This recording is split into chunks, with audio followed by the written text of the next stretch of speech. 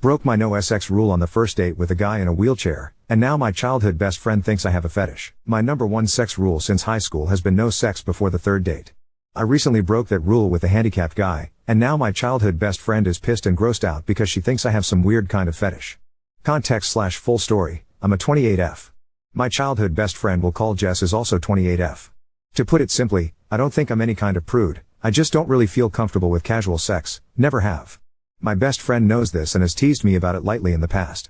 She's been in a long-term relationship for the last 3 years. I've mostly been single while working on my degree and starting my career.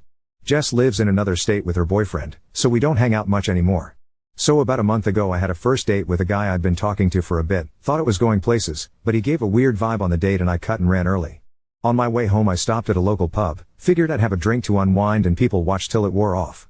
Tipsy driving is still drunk driving emo. I get there and it's pretty packed, Friday night and all, and there was no seating room at the bar.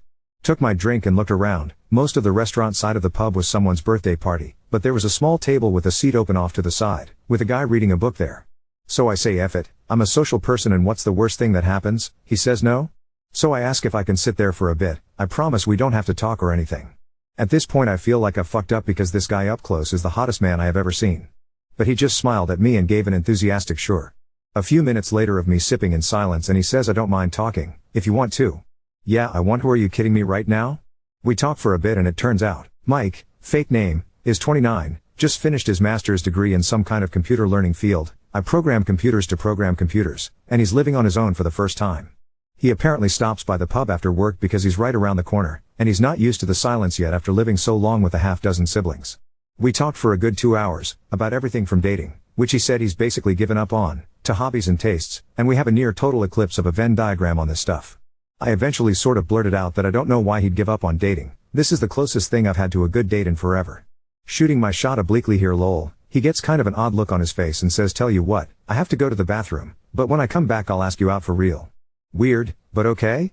Then it all clicks, because he doesn't get up to walk away, he just rolls. In his wheelchair.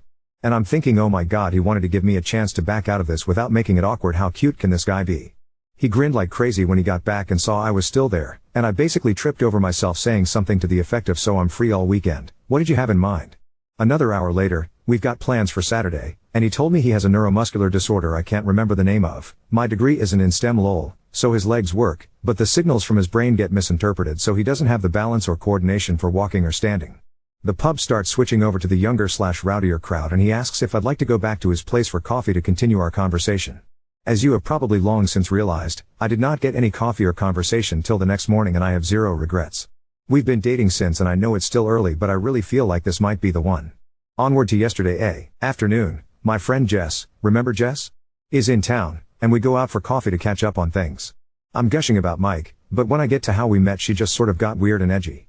I don't remember any exact words but she essentially said that I must have a fetish for the handicap since I broke my number one rule and it's the best physical relationship I've ever been in.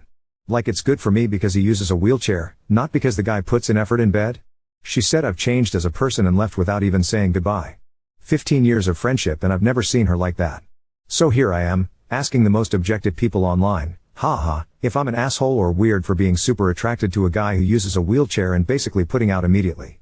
Oop, okay, yeah this made me laugh for real. Seriously, what a weird fetish I have. Oop, that shit floored me. He's so considerate in so many ways. His stories about his sibs are also hilarious, I can't wait to meet them. We're trying not to rush things just because it all seems so great, but they have a barbecue in May that he'd like me to come to and I am so there. He was raised around a lot of love and it shows. Update 1. My first ever update. Yay. So if you were hoping for some terrible drama, I hate to break it to you that I don't roll like that. No pun intended. So I do have an update on Jess and shit finally makes perfect sense. And I have a slightly NSFW but funny story about Mike, because this guy is just the best, y'all. Okay, so first, I finally messaged Jess yesterday and said basically I'm still hurt by what you said, but after 15 years of friendship I'd never forgive Muzi if I didn't at least ask why you snapped at me like that. She replied immediately, I'm so fucking sorry, I didn't mean any of that, can we have a do-over on lunch? So I agreed cautiously and took a half day to meet with her today. Turns out that those of you who said she was jealous, and that she might have something else going on, and especially the person who said something might be going on in her relationship. Gold stars. She's in town because she's job hunting, because she's moving back in with her parents for a while since her relationship ended. Apparently they have been having a ton of small problems adding up, but the biggest one? Sex. The guy she's been with was apparently never great, but it's gotten to the point where he makes no effort at all for her to enjoy herself and then gets pissed when she isn't in the mood. She tried talking with him about it, making suggestions, but he told her recently that it's emasculating being given sex advice by a woman. The straw that broke the metaphorical camel's back, however, was that her boyfriend has always had a thing for Asian women. She's Caucasian, but she does have long black hair.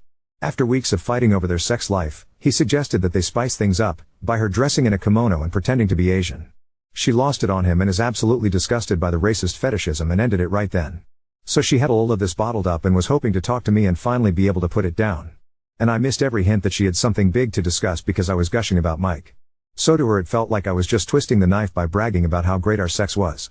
She snapped, and somewhere between what I was saying and what she wanted to talk about some wires got crossed and she said something incredibly dumb.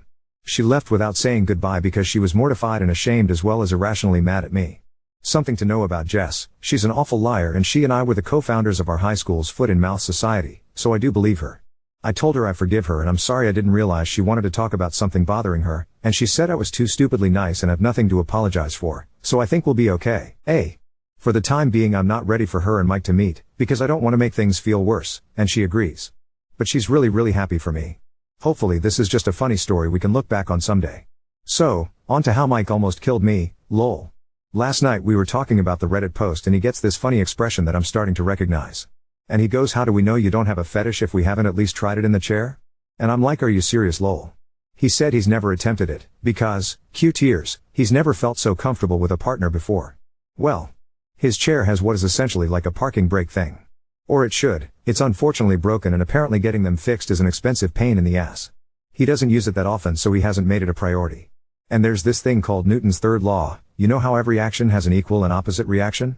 As it happens, when you're trying to, get the motion of the ocean going, in a chair with wheels that aren't locked, there's a sort of counter motion that starts and fucks it all up. So we were going nowhere fast except for inching along the floor in his bedroom. And laughing at the silliness, which isn't helping. Eventually he just stops and says maybe we can get some of those wooden block things they use to keep little planes from rolling away, like in Indiana Jones, you know? I absolutely lost it. Like laughing so hard I'm in tears, he's giggling half at the situation and half at my reaction, and everything just keeps setting me off again. Finally I get it under control, doing some deep breathing exercises and shit, and I look at him again. And he pulls the straightest face he can, and says, for the love of God, golly. This sure is uncomfortable. Folks, if I had asthma I would have fucking died right there. I laughed so hard I think I pulled a rib. Like wheezing and not even laughing anymore, so CH is weeping and making this awful hey noise when I could catch my breath. While he's laughing and rubbing my back and saying he's sorry, he couldn't resist. So yeah, confirmed, no fetish here, and this magnificent bastard's comedic timing might actually kill me. I doubt I'll update again, because there's really nothing I can see needing to share given everything sort of worked out. And in the end, the real assholes were the friends we made along the way? Ike. Thanks for all the lovely comments on my last post and for coming along with me on this absurd but brief drama in my life, lol. Oop, and everyone's phones blow up. Genius, I'll finally go viral and get all those internet dollars I assume people are raking in, lol. I probably will post an update on this account, but I don't necessarily want to bog down Ada with my silly shit. I'm so excited and nervous. It's apparently a Mother's Day barbecue. Which I didn't know because my parents and I are estranged and I never even seriously thought about having kids before meeting Mike. But apparently it's a lot of people and a lot of food and apparently everyone knows he's bringing me. Also, can I just say fuck yes about his mom? They apparently have a huge one-floor rancher and she just assumed we'd be sleeping together in his old room. Like none of that weird you aren't married so you get separate rooms shit. I already adore them and we haven't even met yet. Oop, oh there is one coming. Oh my god, his family, lol. I am exhausted already and it's only one here, and we have another day of this ahead. They are amazing and he is glowing like a fireball. The side of him when he's with family is so bright I need sunglasses to look at him. Update 2. Hello again. I was going to post this on my own page but a few people mentioned that they think it's nice to read on Ada, so fuck it, here's the Met Mike's family update. And it's a doozy, or at least felt like it at the time for a girl who grew up with a small, dysfunctional family. So first up, you know what people, at least me, don't think about when dating a guy who's always sitting? Height. I know he's taller than me because we cuddle a lot, and he's taller sitting on the couch, but I didn't really get it. So we drive up Friday night after work, actually south and west, lol, but to my brain it's always up, in his vehicle, which is modified to be driven entirely using his hands. Neat, right? He's a really good driver too. One more green flag. We get to the house, and it's huge you guys, lol, like not a mansion, just kind of a sprawling one-floor rancher. Real estate was wild back in the day. Anyway we get out, and I meet his mom. I'd like to point out I am no slouch, I'm 5'7". His mom is towering over me. But she was the nicest lady ever. We go inside and I meet his dad, who funny enough is apparently the only short one in this family, and his youngest sister, who is living there with his 1-year-old niece. She gets up to hug me and she is also really tall. It's already a bit late then, so we eat and head to bed. I get to see his cute as shit room from when he was a teenager, and I casually ask, hey, so I don't know how this works and stuff, but how tall are you? And Mike is all I'd to know, like a bit over 6 feet 4 inches? Been a while since I checked. A bit over 6 feet 4 inches. So, is everyone in your family tall? Kinda? We met the Nordic basketball team he calls a family properly the next day. Actually they're Irish, but they're blonde and tall so it conveys the idea better. The only one of reasonable height, and still taller than me, was his oldest sister, lol. They are also loud. Like not really shouting or anything usually, just, present. Mike is a lot different around them, but in the cutest way, like he just beams all the time and you can see how happy he is to be home. One of his brothers put him in a headlock and gave him a dang noogie as a greeting, and got elbowed in the side for it, and all of them, laughing. And his mom smacked one of his brothers with a rolled up magazine for putting his feet on the table. More laughing. Just intimidating but in the happiest way imaginable. I'll admit I was a little shut down for a bit, but Mike kept checking in with me to make sure I was okay, and they were all really nice, so I got into the spirit after a bit. I mentioned this in another comment, but Mike has a special sports wheelchair he uses for, well, sports. And he and his siblings play basketball. And he is good. Apart from just having a hell of an arm, he's quick as hell. And this magnificent bastard that I love will absolutely, purposefully, gleefully run someone's toes over. He aims for it. They all have this yank back the foot maneuver that's hysterical to watch. So it was this crazy day of loud people playing and having a blast, nieces and nephews running around, and just noise. My ears are still ringing. The food was catered in advance because his mom had 7 babies. All I make on Mother's Day is margaritas. They also have a pool. It's a bit chilly still but the pool is heated so we actually all got to swim, which was a lot of fun because I got to show off that I too am athletic. I can do a backward somersault off a diving board. Yeah. I'm a real catch lol. They at least pretended to be impressed. We all stayed up late drinking and bitching that it was too overcast to see the aurora, boo, and I had the worst hangover I've had in a while on Sunday. We slept in a bit late, and then joined Mike's family for the barbecue part of the barbecue weekend. His dad can grill, people. And he's fast, food coming off the grill at lightning speed. I asked Mike about it and he laughed and said there was 7 of us to feed. Ever see a nest of baby birds? He had practice. Which, fair enough. I don't have much experience with babies, but I got to hold his youngest niece, the one living at home with his sis until her husband gets back from deployment, and we had a light talk about kids in the future.